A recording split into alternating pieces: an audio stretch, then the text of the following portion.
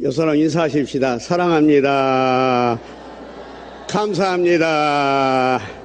예수 잘 믿읍시다.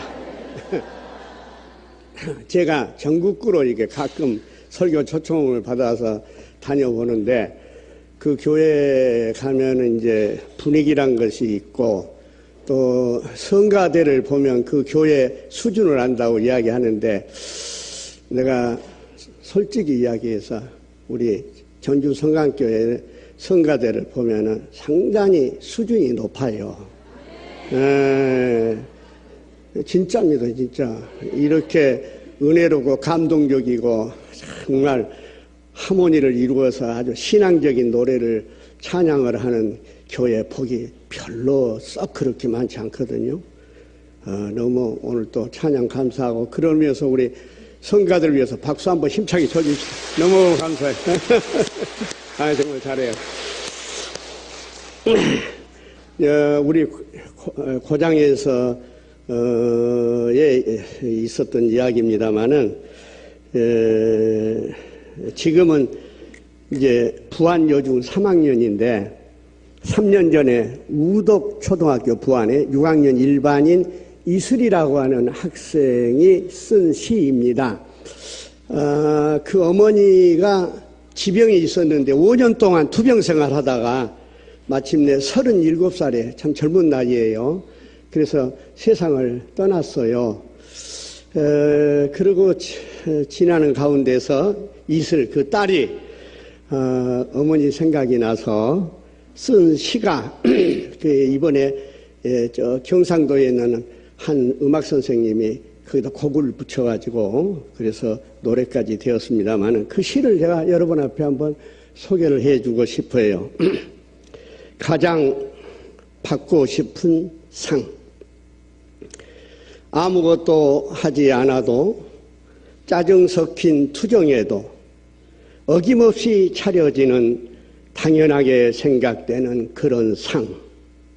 하루에도 3번이나 받을 수 있는 상, 아침상, 점심상, 저녁상. 받아도 감사하다는 말 한마디 안 해도 되는 그런 상. 그때는 왜 몰랐을까? 그때는 왜 못 보았을까? 그 상을 내시던 주름진 엄마의 손을. 그때는 왜 잡아주지 못했을까? 감사하다는 말 한마디 꺼내지 못했을까? 그동안 숨겨놨던 말, 이제는 받지 못한 상 앞에서 앉아 홀로 되뇌어 봅니다. 엄마, 사랑해요. 이제 제가 엄마에게 상을 차려드릴게요. 엄마가 좋아했던 반찬들로만 한가득 담을게요. 하지만 아직도 그리운 엄마의 밥상. 이제 다시 못 받은 세상에서 가장 받고 싶은 울 엄마의 얼굴.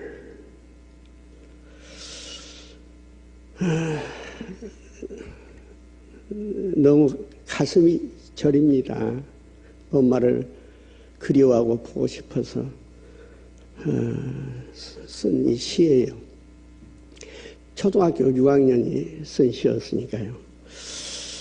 아무리 우리가 나이가 들고 젊고 간에 나이에 상관없이 어머니를 보고 싶어하고 그리워하고 사랑하는 마음은 다 똑같다고 생각을 해요. 네. 그런 의미에서 우리 어머니를 생각하면서 한번 같이 노래 불러볼까요? 나 실제 괴로움 다 잊으시고 기르실 때 밤낮으로 애쓰는 마음 진 자리 마른 자리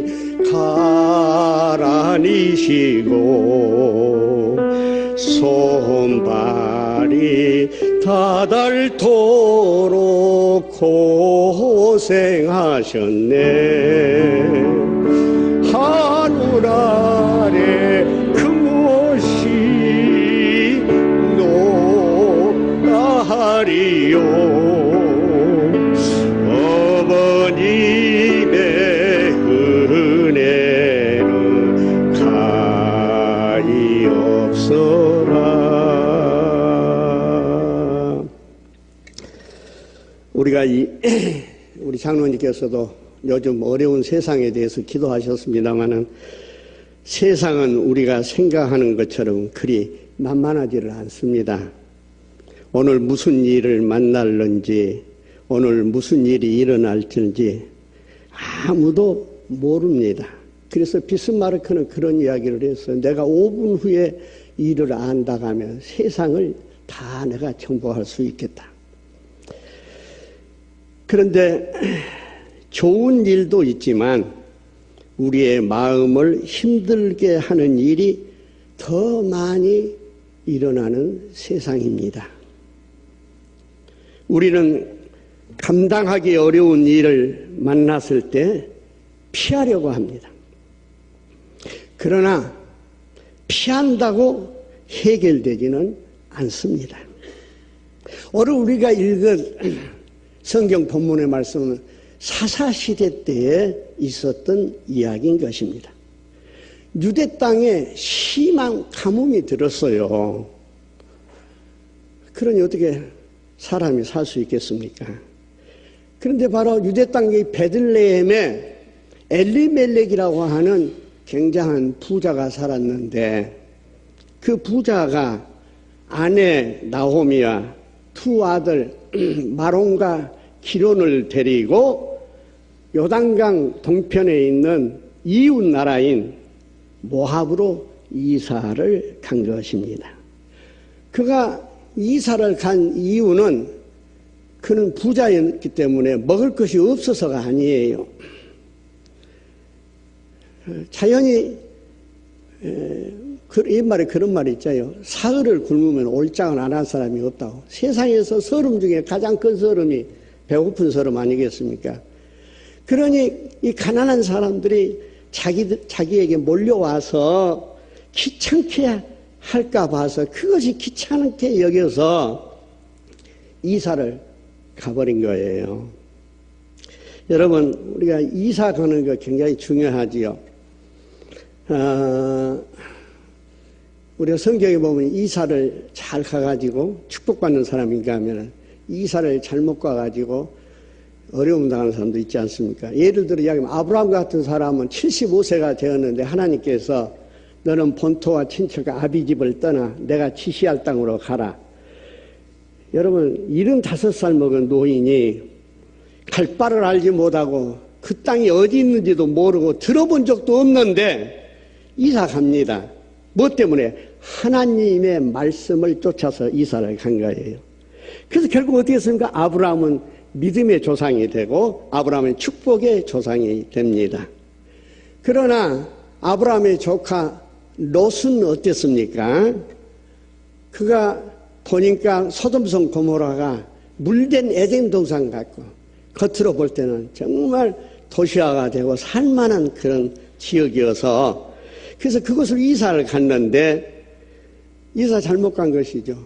하나님의 심판이 그 성에 임해서 결국은 그런 모든 걸 다 잃어버린 자가 되었고 심지어 아내까지도 잃어버리는 실패한 사람이 된 것을 볼 수가 있습니다. 오늘 엘리멜렉이 이사를 잘 못 간 거예요.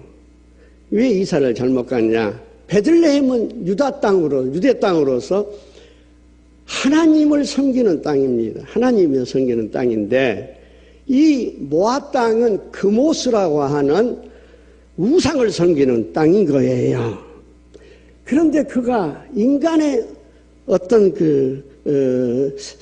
생각을 가지고 그래서 그냥 하나님을 섬기는 땅을 놔두고 우상을 섬기는 땅으로 이사를 간 것입니다.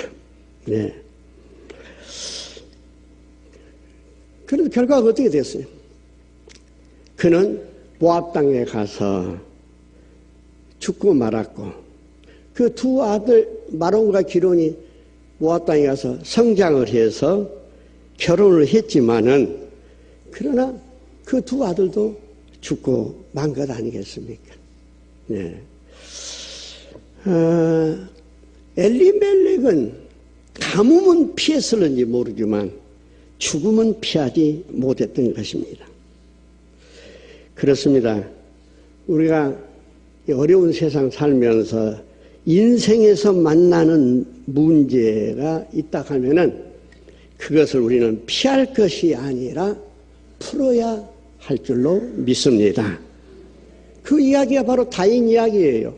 우리가 잘 아는 대로 이스라엘이 블레셋과 전쟁을 하고 있는데, 블레셋의 거대한 장군 골리앗이 나타난 것입니다. 그 골리앗을 만난 이스라엘의 병사들, 심지어 왕까지, 사울 왕까지도 그 골리앗이 너무 두려워서 다 피해버린 거예요. 다 피했습니다. 그런데 그때 바로 아버지의 심부름으로 전쟁터에 나간 형들의 안부를 알기 위해서 심부름은 다윗이 그 모습을 본 거예요. 왕을 비롯해서 골리앗 앞에서 그 어려운 문제를 만나서 다 병사들이 피해버렸는데 다윗은 그렇지 않았습니다. 그는 골리앗이라고 하는 감당할 수 없어 보이는 문제를 피하지 않았습니다.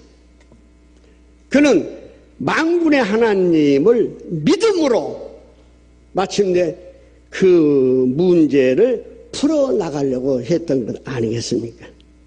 결과가 어떻게 됐어요?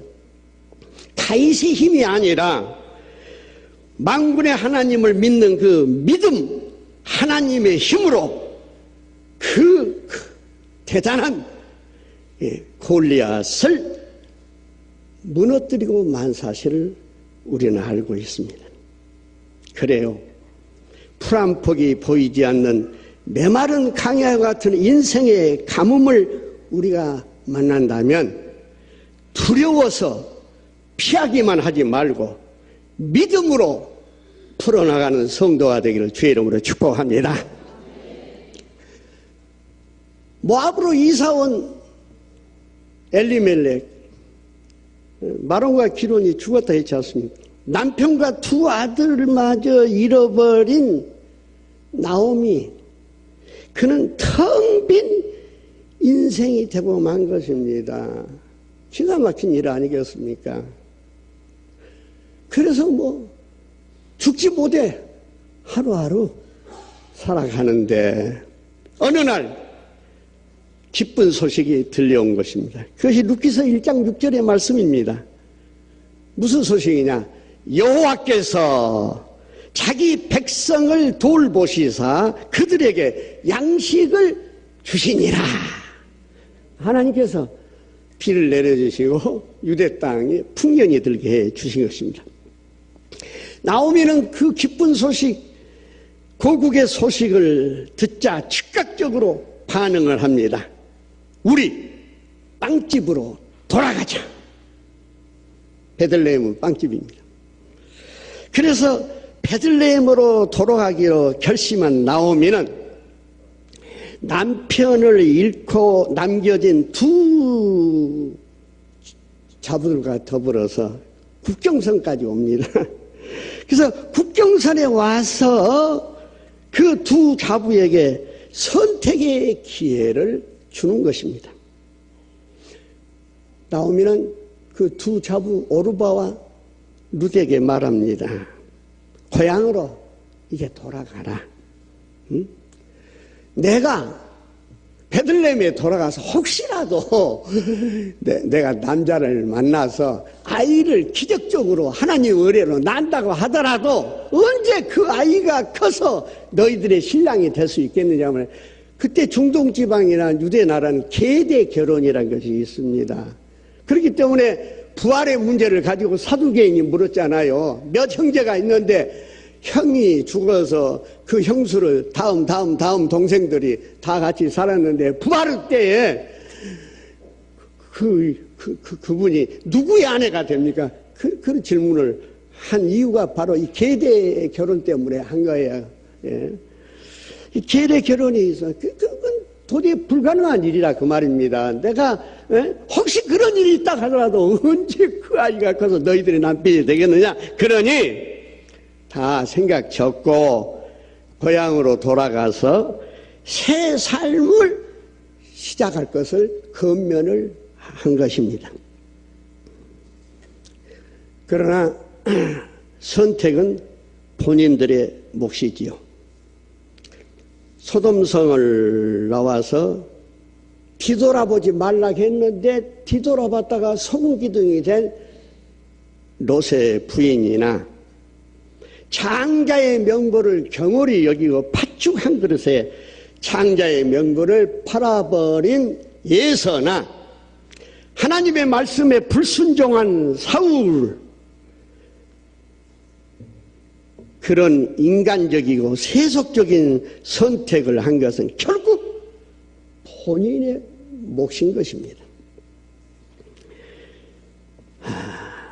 그들이 맞은 비참한 결국은 선택의 결과인 것입니다. 그 나오미의 권면을 듣고 오르바는 모압으로 돌아갔다고 성경은 이야기합니다. 그러나 성경은 이야기합니다. 오르바가 고향으로 돌아간 것에 대해서 도덕적으로 윤리적으로 잘못되었다 이런 말 한마디도 없어요. 단지 오르바의 이름은 거기서 끝이고 맙니다. 그러나 룻은 끝까지 나오미를 쫓겼다고 합니다. 그게 오늘 본문의 말씀입니다. 뭐라고 룻이 이야기합니까? 어머니께서 가시는 곳에 나도 가고 어머니께서 머무시는 곳에 나도 머물겠습니다. 어머니의 백성이 나의 백성이요 어머니의 하나님이 나의 하나님이니 내가 죽는 일 외에 어머니를 떠나면 여호와께서 내게 벌을 내리고 더 내리시기를 원합니다. 여러분, 성경에서 이 대목이 가장 감동적인 대목이라고 그렇게 성사학자는 이야기합니다. 정말 감동적이지 않습니까, 여러분? 한마디로 어머니에 대한 깊은 사랑, 생명을 내바치는 충성심이 이 속에 들어있는 것입니다. 여러분, 이건 보통 이야기 아닙니다. 전석에 의하면 오르바와 룻은 모압의 공주였다고 그렇게 이야기하고 있습니다. 그러니까 아까 이야기했죠. 엘리멜렉이 베들레헴의 큰 부자라고 이야기했죠. 그러니까 엘리멜렉의 신분이 어떤 사람이라는 것을 알 수가 있지 않겠습니까? 그런데 이 룻이 모압의 공주라고 했을 때에 그가 모압의 그 삶을 통하여서 어렸을 때부터 모압의 문화가 그 몸에 배든 사람입니다. 더더구나 공주로서 말입니다. 예? 여러분, 이 문화적인 것은 굉장한 문제가 될 수 있는 거예요.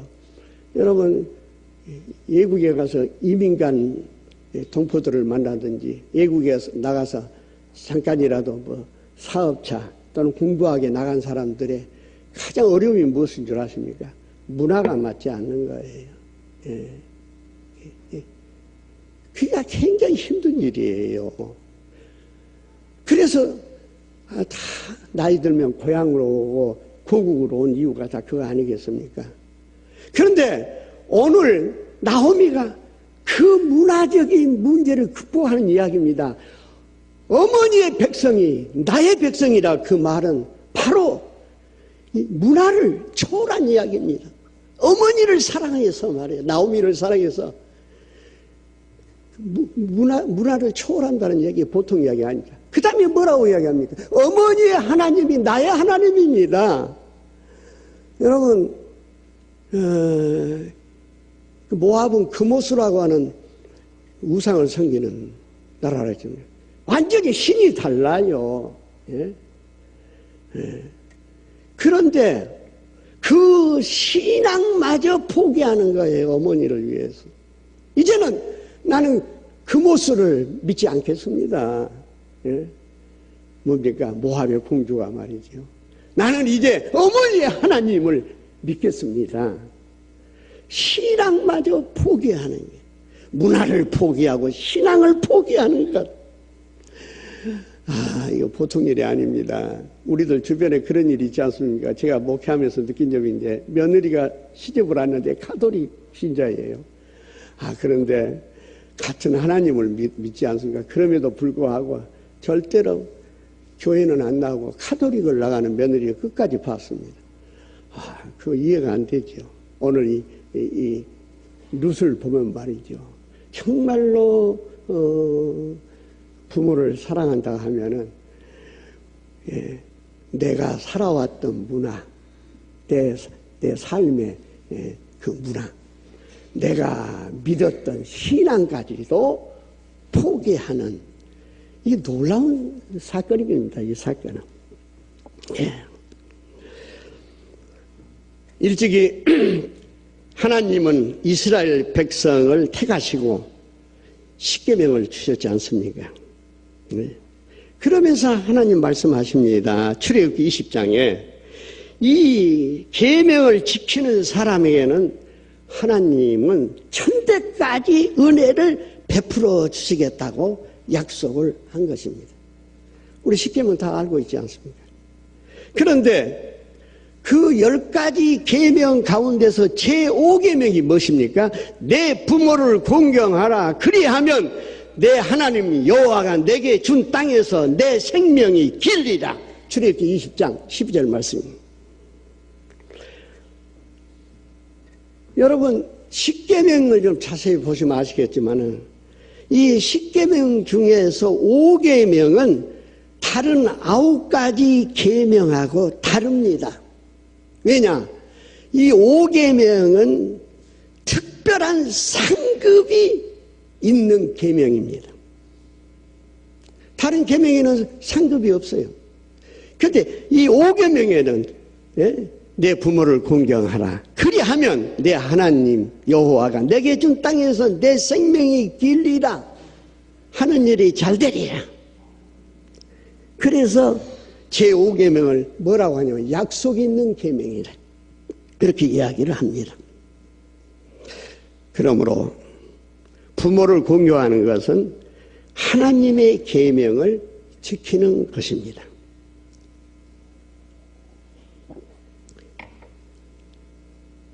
부모님을 잘 섬기는 것은 하나님의 백성으로서 마땅한 일인 것입니다. 그런데 안타깝게도 오늘날 많은 사람들이 부모님 섬기는 일을 짐으로 여기고 있습니다. 그래서 형제들과 싸우기도 합니다. 심지어 성도들도 그런 사람들도 있습니다. 여러분, 보이는 부모를 섬기지 못하면서 보이지 않는 하나님을 섬긴다는 것은 말이 안 됩니다, 여러분.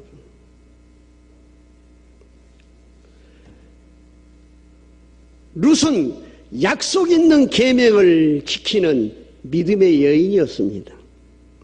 하나님이 기뻐하시는 믿음의 사람은 부모를 공경합니다. 그러면 여러분, 우리가 부모를 공경한다는 것은 어떻게 하는 것일까? 부모를 공경한다는 말은요, 부모님의 명령이나 소원, 교훈 등에 귀를 기울인 것은 물론 부모님의 필요를 채워드리며 결점을 덮어드리는 것, 이것이 부모를 공경하는 일인 것입니다. 예. 여러분,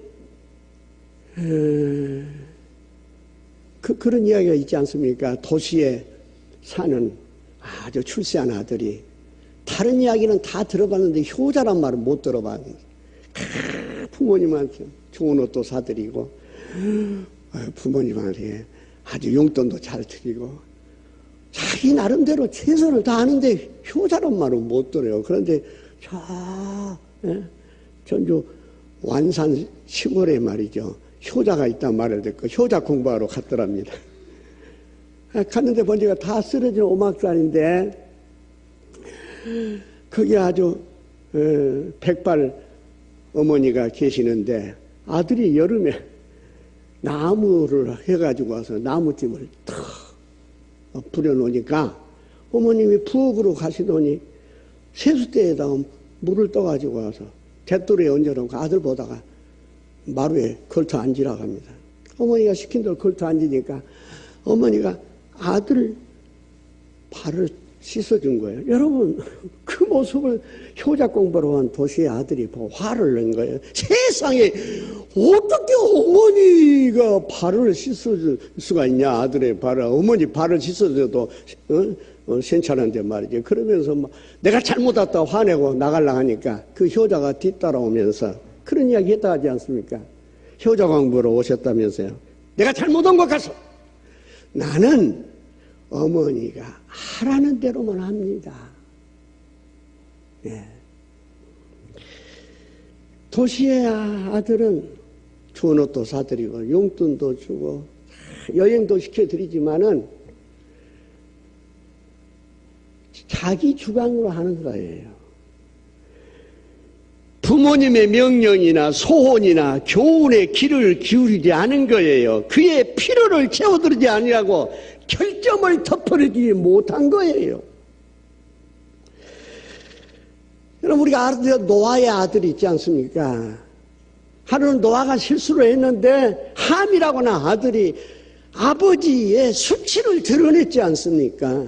결국 어떻게 됐어요? 동생 야벳의 종이 되고 말았습니다. 함은. 예? 그러면 우리가 부모 공경한다는 것은 부모의 명령, 소원, 교훈 등에 귀를 기울인 것은 물론 그의 필요를 채워드리며 결점을 덮어드리는 것이란 이야기입니다. 그런 의미에서 나는 C.S. 루이스가 말하는 4가지 사랑이라는 책 속에서 새 사랑을 이야기한 것을 여러분에게 소개하고 싶어요.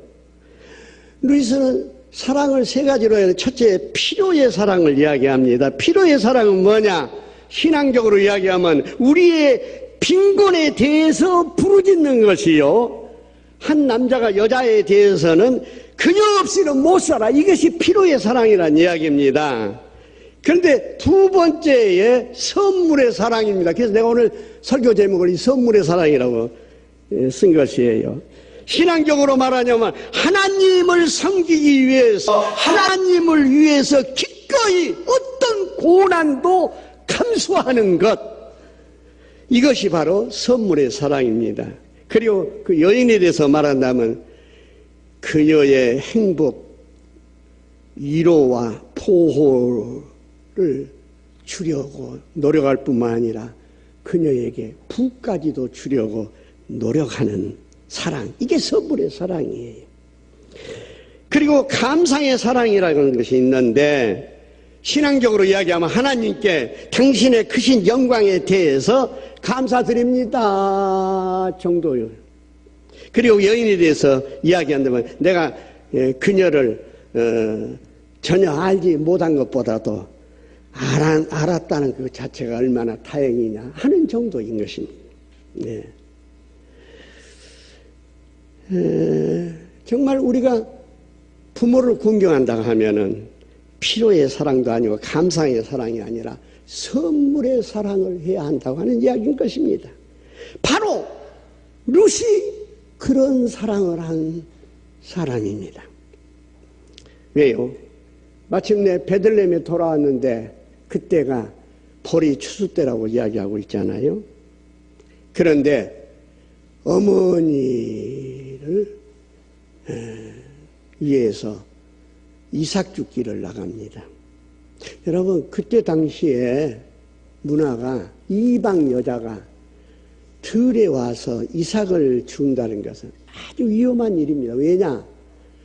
그 일꾼들에게 참 비참한 곤욕을 치를 수도 있을 뿐만 아니라 또 생명도 위험을 느끼는 어려운 일입니다. 그러므로 어머니 나오미를 위하여서 이삭 죽기를 나간다고 하는 것은 어떤 의미로 보면 생명을 내거는 일인 거예요.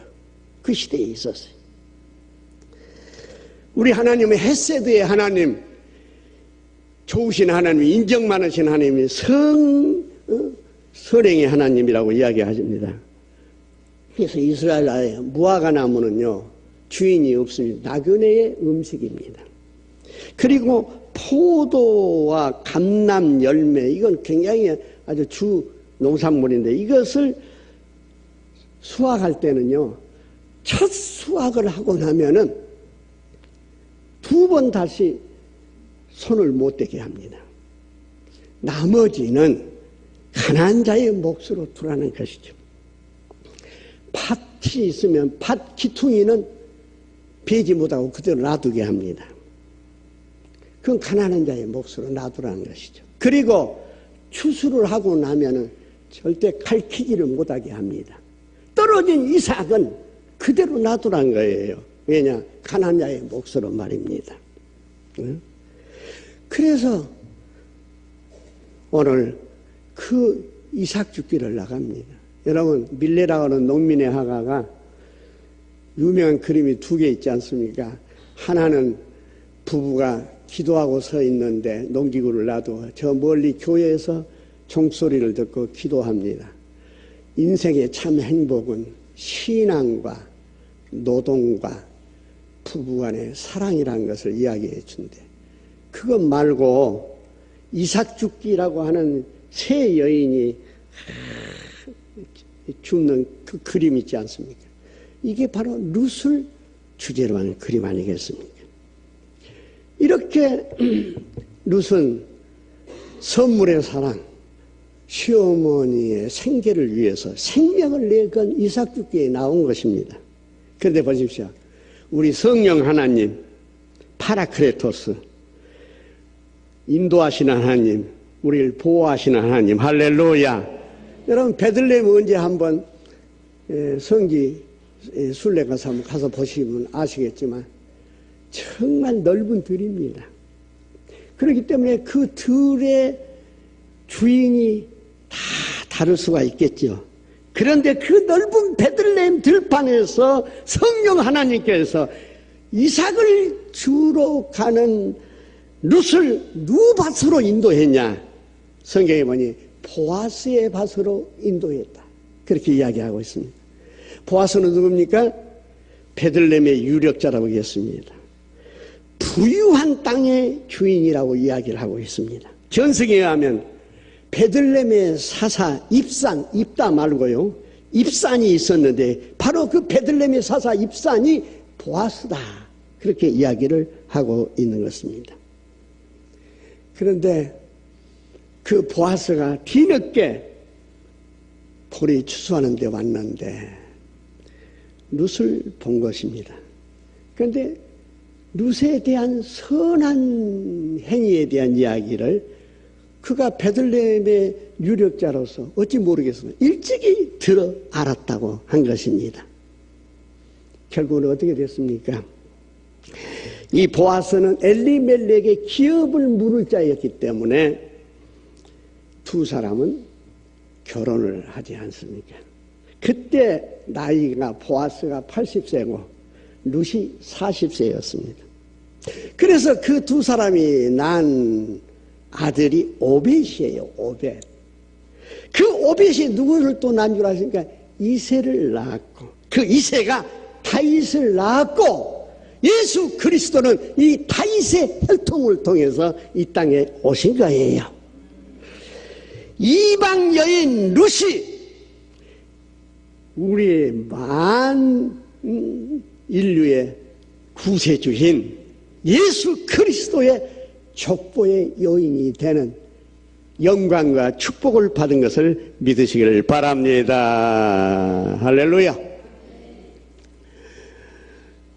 그런데요, 우리의 부모는 이 땅에서는 우리 믿는 자에게는 두 종류의 부모가 있다고 이야기합니다. 첫째의 부모는 날 낳으시고 길러주시고 가르쳐주시는 나의 살과 뼈를 주신 우리의 육신의 부모입니다. 두 번째 부모는 뭐냐? 우리의 영혼을 책임져 주시는 부모입니다. 그래서 여러분 카톨릭이나 그리스 종교회나 저 앵글리칸 처치 성공회 같은 데서는 전부 성직자를 향해 뭐라고 그러냐? Father라고 Father. 아버지라고 그래 아버지. 이유가 그거죠. Father.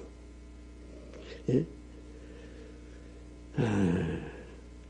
그래서 이 두 부모가 우리에게는 현존하시는데 바라오나옵게는 우리의 부모님, 육신의 부모든 영적인 부모님 명령과 소원과 교훈에 우리가 귀를 기울이고 그분들의 필요를 채워주고 그분들의 결점을 덮어드림으로 정말 부모를 잘 공경함으로 말미암아 이 땅에서 생명이 길고 하는 일이 잘 되는 하나님의 놀라운 축복을 받는 우리 모두가 되기를 주의 이름으로 축원합니다. 기도하십시다. 하나님 아버지 감사합니다. 오늘 어버이 주일을 맞이하여서 루시 이야기를 들려주셔서 감사합니다. 정말로 나도 룻처럼 선물의 사랑을 하나님을 위하고 우리의 부모님을 위하고 정말 육신의 부모, 영의 부모를 위하여서 선물의 사랑을 하는 귀한 성도 되게 하시옵소서. 그래서 이 땅에서 장수하고 하는 일이 잘 되는 축복의 사람들이 되게 하시옵소서. 예수님 이름으로 기도합니다. 아멘.